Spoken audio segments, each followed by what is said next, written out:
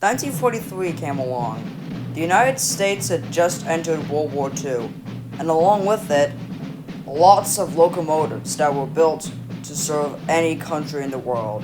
They were called the United States Army Transport Corps S160 class. You might know them as small 280 consolidations that served in the war in England and the United States, carrying troops and supplies to a war-starved Britain. The engine we're talking about is an engine number 5190, which would later become 610. He used to work in England but was shipped back to the United States during D-Day. He eventually carried some of the English philosophies with him, and as a result was a very philosophical and quiet engine. Eventually, after being taken off the United States Army Transport Corps fleet, he was sold to a railroad in the United States-Canada border called the Summer Lake Valley Railroad, where he worked with a USRA Light Mountain from the Pennsylvania. They worked extremely well as a team, and as a result, was a very big source of profit for the Summer Lake Valley Railroad. At the time, he was working on Summer Lake Valley for almost 9 years, after being sold in 1947. 1957 marked the year that 610 spent 10 years working on the Summer Lake Valley, but that year would also be his last. Down the line from the last two stations in the sheds, there is a viaduct that is really high. The height of the viaduct was as much as 135 feet, which could easily kill a person. Below the viaduct is a small river connecting to the Lake Superior.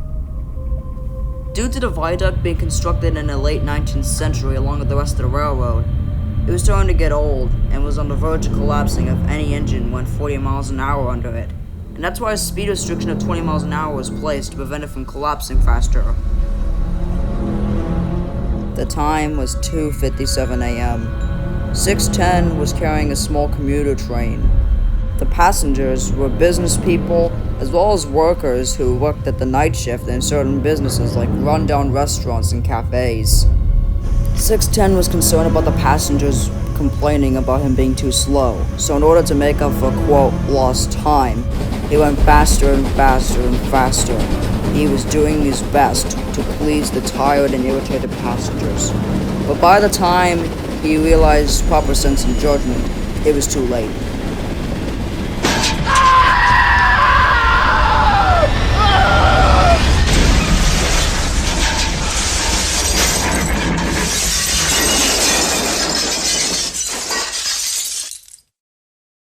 The viaduct beneath him collapsed and he fell down into Lake Superior. An engine came to rescue him the following morning. However, due to the height of the viaduct, it was deemed impossible to rescue 610 or his passengers, no matter how hard they tried. So they decided to leave the remains where they were, and they still stand today. But many people tell you, the ghost of 610 still haunts the rails, looking for someone to help him move on. 610 is perceived as non-violent and intends no harm, and doesn't like the feeling of being dead. Despite that, he is very knowledgeable in the concept of purgatory. Sometimes he comes into stations and yards and takes engines so they can help him move on. But can you help him move on?